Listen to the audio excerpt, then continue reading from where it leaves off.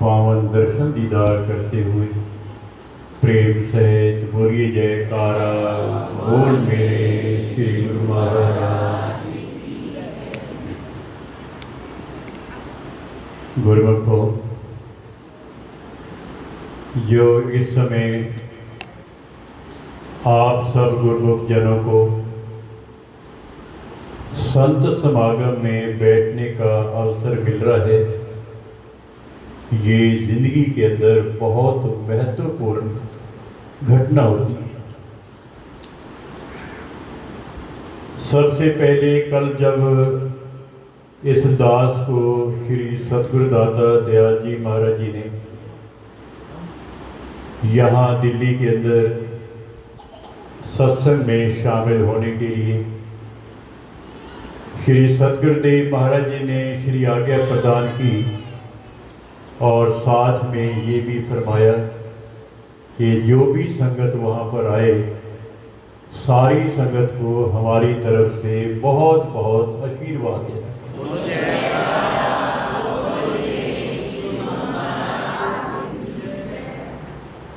सत्संग में जब एक इंसान को बैठक मिलती है तो ये एक महत्वपूर्ण घड़ियाँ हैं। एक बार शिवजी महाराज के चरणों में पार्वती ने बेनती की कि महाराज, ये संसार के अंदर देखा जाता है कि किसी भी इंसान को कोई लाभ मिल जाए, किसी प्रकार का भी लाभ क्यों ना हो, धन मिल जाए, मकान मिल जाए या दुनिया की कोई दौलत मिल जाए तो वो बहुत प्रसन्न होता है।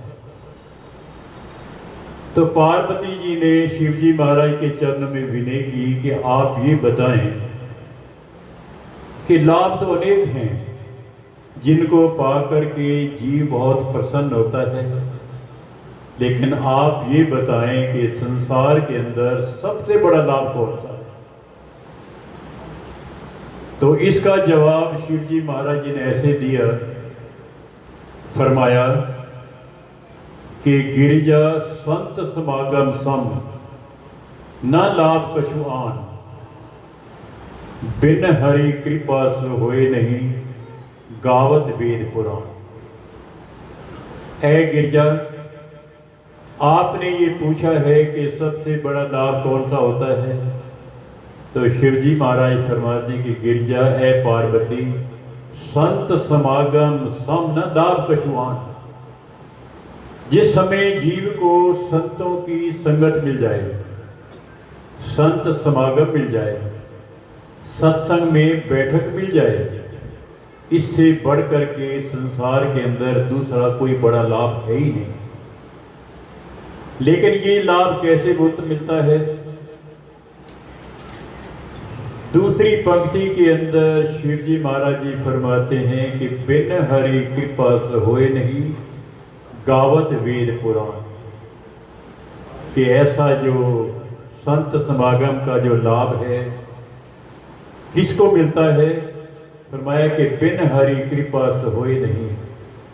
जब जीव के ऊपर ईश्वर की महान कृपा होती है तब कहीं जाकर के ऐसा संत समागम में बैठने का जीव को लाभ मिलता है। तो ये जो लाभ आप प्राप्त कर रहे हैं और ये लाभ हर साल आप सबको मिलता है। श्री चंद्र बजाज जी अपने पूज्य माता जी कांता रानी एवं मोहनलाल जी की याद के अंदर जो हर साल ये सत्संग करवाते हैं, कारण कोई भी हो, इन्हीं के मार्फत ईश्वर की महान कृपा उतरती है आप सब पर, जो ऐसा लाभ आपको प्राप्त होता है। संसार के अंदर आप ये देखते हैं कि हर एक इंसान जो है इस दौड़ धूप में रहता है कि मुझे जिंदगी के अंदर मुझे सुख मिल जाए, शांति मिल जाए, आनंद मिल जाए। इसी दौड़ धूप के अंदर आप देखते हैं कि पूरा संसार लगा हुआ है, दिन रात मेहनत करता है,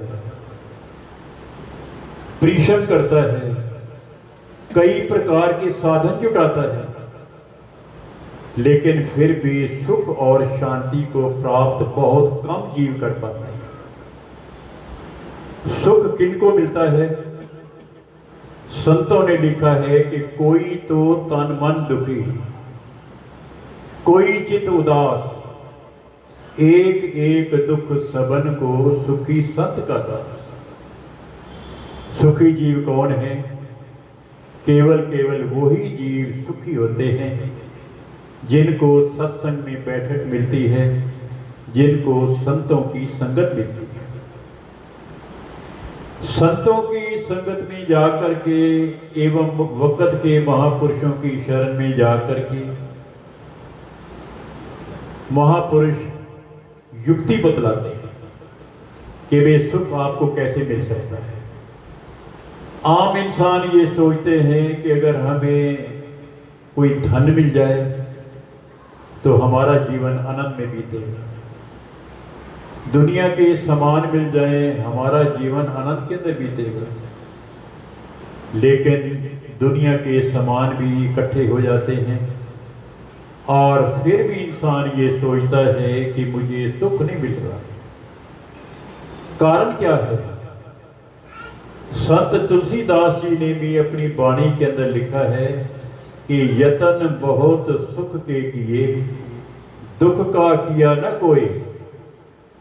तुलसी ये आश्चर्य है, अधिक अधिक दुख है। कोई भी इंसान दुख को प्राप्त करने के लिए कोई यत्न नहीं करता, हर एक इंसान सुख को प्राप्त करने के लिए ही प्रयत्नशील,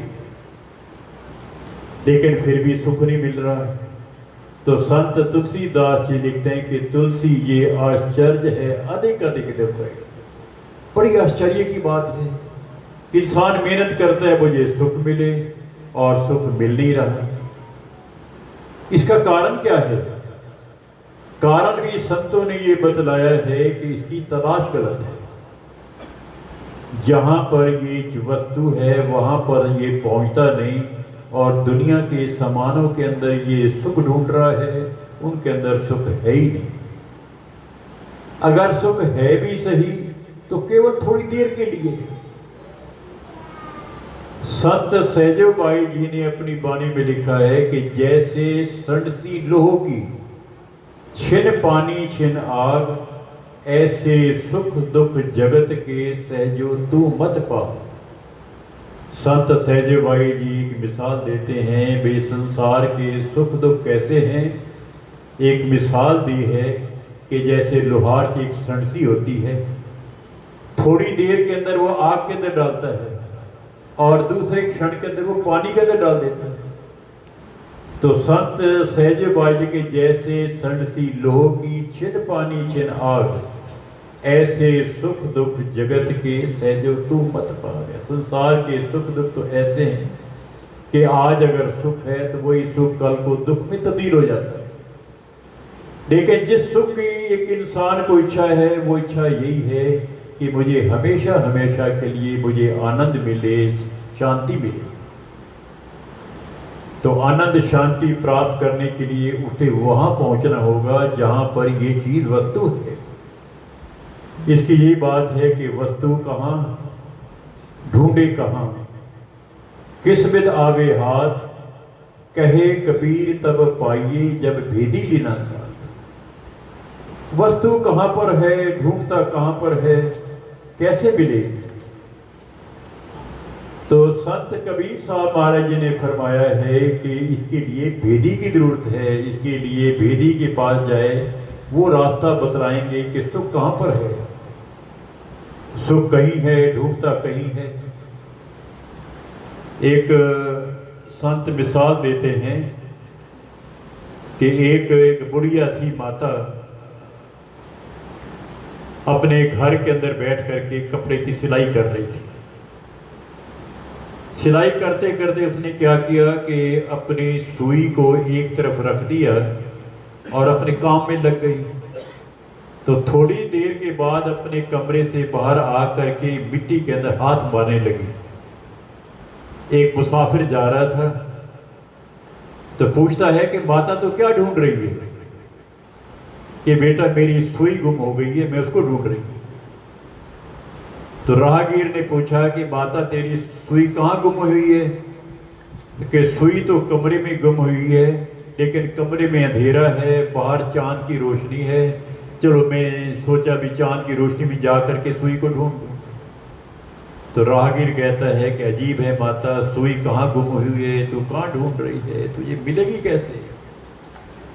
तो यही जीव की हालत है कि अगर दुनिया के सामानों के अंदर सुख ढूंढ रहा है, उनके अंदर है ही नहीं। एक महापुरुषों ने मिसाल दी है कि सगल सृष्टि को राजा दुखिया, हरि का नाम जपत होए सुखिया। कि एक इंसान पूरी सृष्टि का बादशाह बन जाए। अब इससे बढ़ करके और कोई मिसाल नहीं हो सकती। आप ये समझते हैं कि एक कोई इंसान पूरी सृष्टि का बादशाह हो जाए तो उसके पास कितना धन होगा अंदाज़ा नहीं लगाया जा सकता, कितनी दौलत होगी अंदाज़ा नहीं लगाया जा सकता, कितना बड़ा ओहदा उसके पास है उसका भी अंदाज़ा नहीं है।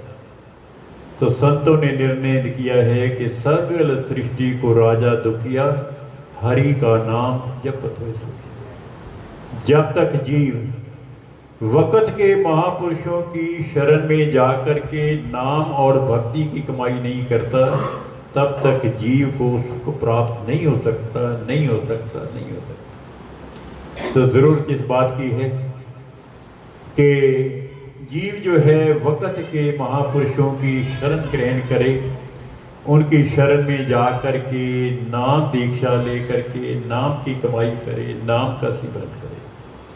और नाम के सिमरन के अंदर तो वो सुख भरा हुआ है कि नाम कुमारी नानका ते चढ़ी रहे दिन रात।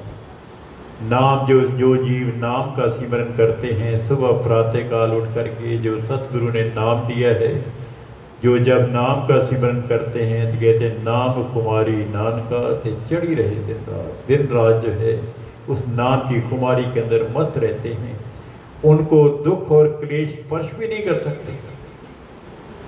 तो आज आकर के संतों ने एक रास्ता बतलाया है, युक्ति बतलाई है कि आप नाम का सिमरन करो। सुबह प्रातः काल उठो, सबसे पहला कर्म यही होना चाहिए कि जो सतगुरु ने हमें नाम दिया है हम उनका सिमरन करें। कई जीव ऐसा कहते हैं भी नाम तो हमने लिया है, लेकिन भजन पर बैठते भी हैं, लेकिन भजन में हमारा मन नहीं लगता। ये भी लाजमी है। तो संतों ने भी इसका उत्तर ये दिया है कि आपको चाहे भजन में मन लगे या न लगे, आपको जो है भजन पर बैठना अवश्य है। और ये भी आपको बता दें कि आपके नाम के सिमरन से आपका बेड़ा पार नहीं होगा, लेकिन जब आप सतगुरु की आज्ञा को मान करके नाम का सिमरन करते हैं, और जैसे श्री सतगुरु दाता दयाल जी महाराज जी का ये आदेश है कि हर एक गुरुमुख के लिए 24 घंटे के अंदर 2 घंटे भजन करना बहुत ही लाजमी है। तो जब आप उनकी आज्ञा मानते हैं तो उनकी आज्ञा मान करके भजन पे बैठते हैं, आपको चाहे नींद भी क्यों ना आ जाए, तो संतों ने फरमाया है कि नींद में जो आ जाता है वो भी श्वास आपके भजन में लेके लगे। और आपका चाहे मन लगता है या नहीं लगता है, तो वो जो है समय आपका भजन के लेखे लगेगा। जब सतगुरु की आज्ञा मानेंगे तो सतगुरु की दया उतरती है। वो दया एक ऐसी महाशक्ति है जो जीव को जो भव सागर से पार कर देती है। तो ज़रूरत इस बात की है कि हर एक गुरुमुख के लिए महापुरुषों का बारंबार उपदेश यही है कि नाम का सिमरन करो। और कई संत जन ऐसा भी लिखते हैं, भाई ये जो कलयुग है इसकी आयु 4,32,000 वर्ष है। जिसमें से अभी 5000 वर्ष बाकी हैं कलयुग के, और जो अभी घोर कलयुग अभी आने को है, और आगे ना जाने कैसा समय आएगा, लेकिन उसी घोर कलयुग के प्रताप से वही जीव ही बच सकेंगे जो नाम का स्मरण करते हैं। महापुरुष तो संसार में आकर के जीवों को जगाते हैं, जागो जागो जागो आवाज लगाते हैं। ये समय जो है बार बार मिलने वाला नहीं है, और भजन कर लो, और भजन के समय को भी आज के इस पे कल पर मत डालो। कल आती है तो फिर परसों पे डाल देते हो। संतों ने लिखा है कि आज कहे मैं काल भजूंगा, काल कहे फिर काल, आज काल के करत ही अवसर जासी चाल। कई जीव ये कहते हैं चलो भी आज संसार का धंधा कर लो और कल भजन करेंगे। जब कल आ जाती है चलो आज हमारा ये कार्य है, इस कार्य को कर लो, भजन हम चलो परसों कर लेंगे। परसों आ जाती है, फिर मन जो है उसको आगे टाल देता है। तो संतों ने लिखा है कि आज काल के करत ही अवसर जासी चाल। ये समय जो है हाथ से निकल जाएगा, तो इस बात को आप हमेशा के लिए फौरन करो, जल्दी करो, इसमें देर मत करो। हर एक श्वास के अंदर वैसे नाम का सिमरन करो, लेकिन 2 घंटे भजन करना ये बहुत ही लाजमी है। ये श्री सतगुरुदेव महाराज जी का आदेश है, हुक्म है, उनकी आज्ञा है। जो भी गुरुमुख जन उनकी आज्ञा पे ऊपर अमल करेंगे वो असली सुख को प्राप्त कर सकेंगे। संतों का काम तो जगाना है। महापुरुष संसार के अंदर आते ही जगाने के लिए। एक कथा आती है कि एक बार एक महात्मा जी एक बाजार में से निकले, तो एक सेठ जी थे, अपनी दुकान पर बैठे हुए थे और अपने कार्य में व्यस्त थे। तो महात्मा जी जो संत जन संसार के अंदर जीवों को जगाने के लिए आते हैं, तो दुकान के आगे से निकले और सेठ को आवाज दी, सेठ जी जाग जाग जाग। सेठ जी ने सोचा भाई क्या बात है, किसी ने मुझे जागने की आवाज कही है। अपने नौकरों से पूछने लगा भाई मैं अपना ये कार्य कर रहा था तो किसने मुझे जागने की आवाज लगाई है, क्या मैं कहीं सो तो नहीं गया था? तो नौकरों ने कहा नहीं महाराज, आप तो जाग करके अपना काम कर रहे हो। जो संत जन संसार के अंदर जीवों को जगाने के लिए आते हैं, अगले दिन फिर आए और फिर आवाज लगाई, सेठ जी जाग जाग जाग। फिर सेठ ने सोचा कि ये इंसान कल भी आया था, इसने मुझे 3 बार जागने की आवाज़ लगाई, आज फिर जागने की आवाज़ लगाई है। चलो कल अगर ये आएगा तो मैं इनसे पूछूं। तो तीसरे दिन फिर महात्मा का आना हुआ, फिर 3 बार आवाज़ लगाई। तो उस दिन जो है सेठ जी अपने गद्दी से उठ करके बाहर आए। क्या देखता है कि संत जन हैं जो मुझे 3 दिन से जागने की आवाज़ लगा रहे हैं। उनके चरणों में मस्तक झुकाया और पूछता है कि महाराज 3 दिन हो गए हैं, आप मुझे जागने की आवाज़ लगाते हैं, क्या मैं सो जाता हूँ? तो संतों ने फरमाया इसमें तनिक संदेह नहीं कि आप जाग करके अपना संसार का धंधा कर रहे हो, लेकिन परलोक की तरफ से आप सोए हुए थे। तो आप ये बताओ कि आप कभी नाम का सिमरन भी करते हो? तो सेठ जी कहते हैं कि महाराज आप नाम के सिमरन की बात कहते हो, मैं तो जो है अपने काम से फुर्सत नहीं मिलती, कभी कभी तो मुझे खाना खाने का भी समय नहीं मिलता, इतना मैं व्यस्त रहता हूँ, आप नाम के सिमरन की बात कहते हैं। तो संतों ने फरमाया भाई हम इसलिए आपको कहते हैं कि आप सोए हुए हो। जब आप संसार में आए हो, कुदरत ने मनुष्य का शरीर दिया है, तो ये केवल जो है भजन सिमरन के लिए दिया है। गुरबाणी में भी लिखा है कि भई प्रापत मानक देवरिया, गोबिंद मिलन की एह तेरी बरिया। अवर काज तेरे किते न काम, मिल साध संगत भज केवल नाम। कुदरत ने ये मनुष्य का शरीर दिया है, ये किस लिए दिया है? भई प्रापत मानक देवरिया, गोविंद मिलन की एह तेरी बरिया। उस गोविंद से मिलने का एक चांस दिया। अवर काज तेरे किते न काम, बाकी जितने भी तो संसार के अंदर धंधे करता है, कर्म करता है, ये तेरे किसी लेखे में नहीं है। मिल साध संगत भज केवल नाम। साध संग में जाकर के, संतों की संगत में जाकर के, महापुरुषों की चरण शरण में जाकर के, तो केवल केवल नाम की कमाई कर, यही तेरा असली कार्य है। तो सेठ ने जब ये कहा कि महाराज मुझे समय नहीं मिलता, तो संतों ने कहा क्या तुम सैर पे सुबह जाते हो? कि सैर पे थोड़ी देर के लिए जाता हूँ। तो संतों ने कहा हम आपको नाम देते हैं, चलो जब आप सैर पर जाते हो, जितना समय भी आपका बीतता है, उसी सैर के समय आप नाम का सिमरन किया करो। तो संतों से सेठ जी ने नाम ले लिया। अगले दिन प्रातः जब जो सिमरन के लिए, सैर के लिए गए, तो जो संतों ने नाम दिया था उसका भी सिमरन करते गए और सैर भी करते गए। एक दिन किया, 2 दिन किया, 3 दिन किया। एक दिन सेठ ने सोचा चलो बैठ करके मैं संतों के दिए हुए नाम का सिमरन करता हूँ। तो जब बैठा, एकांत में आनंद आया।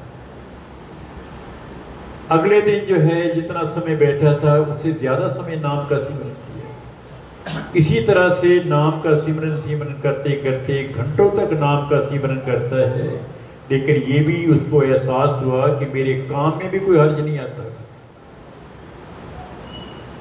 तो एक दिन उसने सोचा कि चलो मैं नाम का सिमरन तो करता हूँ, मेरे पास धन भी है, दौलत है मेरे पास, चलो मैं एक सदा व्रत खोलता हूँ। सदा व्रत ऐसा होता है कि एक उसने हाल कमरा बनाया जिसके 4 दरवाजे थे। कोई भी गरीब आए, कोई ज़रूरतमंद आए, जिसको जिस चीज़ की भी ज़रूरत है, कपड़े की ज़रूरत है, पैसे की ज़रूरत है, किसी और चीज़ की ज़रूरत है, तो सेठ जी सबको दान दिए जाते हैं। ये प्रसिद्धि बहुत दूर तक फैल गई कि एक सेठ जी हैं फलाने नगर के अंदर, उन्होंने सदा व्रत खोला है।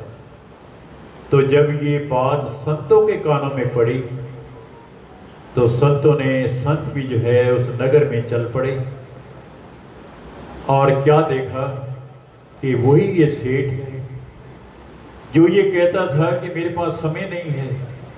अब इसने जो है पूरा दिन जो है ये सदा व्रत खोल करके लोगों को दान दिए जा रहा है।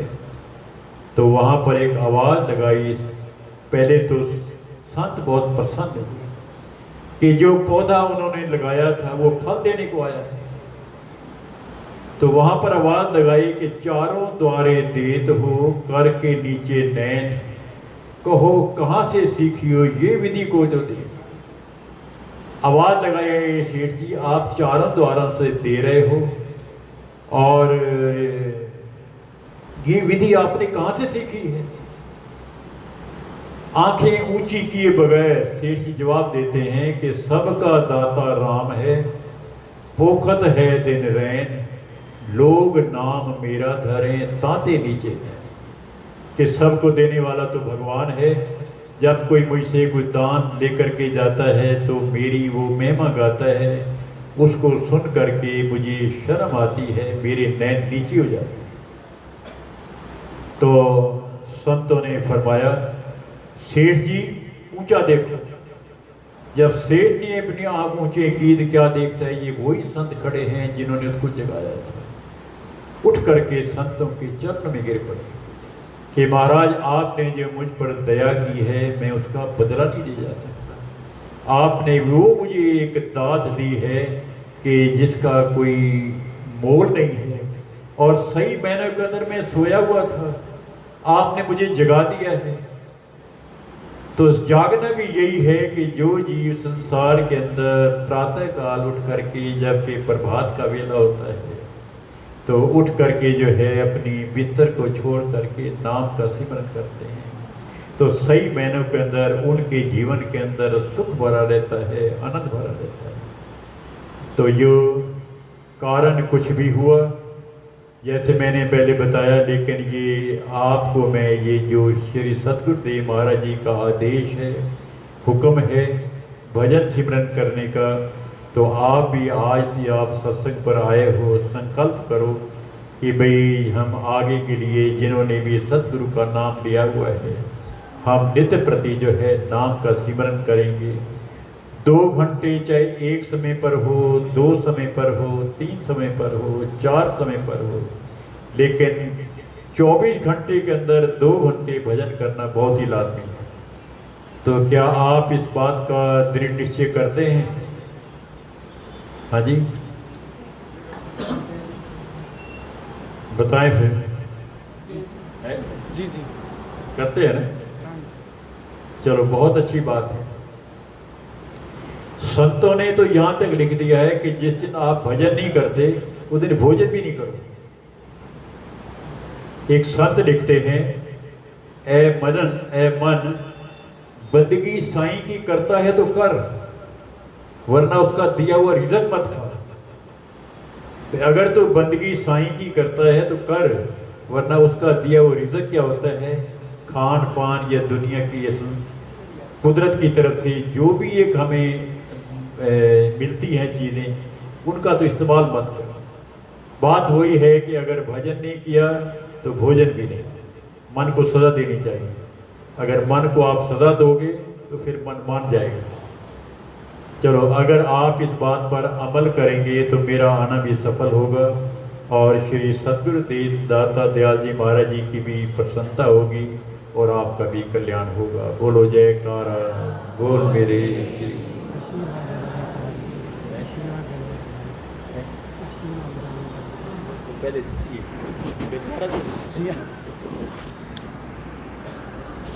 महात्मा जी ये कह रहे हैं कि आशीर्वाद एक बारी दोबारा दे। जब कल दोपहर को बेनती की, आज्ञा तो पहले से दास ने ले रखी थी, लेकिन कल जब दोपहर को कोई लगभग 12 बजे के करीब मत्था टेकने के लिए गए तो श्री सतगुरुदेव महाराज जी के चरणों में फिर बेनती की कि एक दिन के लिए दिल्ली जाना है और अभी अभी जाना है।